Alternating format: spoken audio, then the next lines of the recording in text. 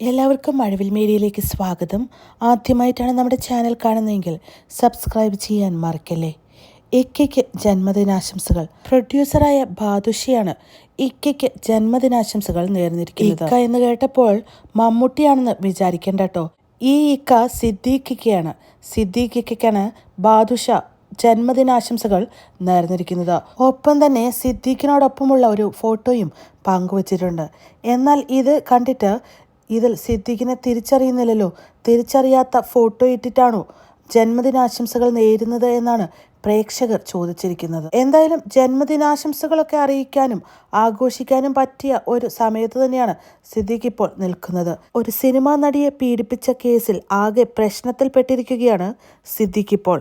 എന്തായാലും ഈ സമയത്ത് ജന്മദിനാശംസകളൊക്കെ നേരുന്നതിൽ വല്ല കാര്യവുമുണ്ടോ എന്നാണ് പ്രേക്ഷകർ ചോദിക്കുന്നത്. പിന്നെ ഈ ആർക്കും മനസ്സിലാക്കാൻ പറ്റാത്ത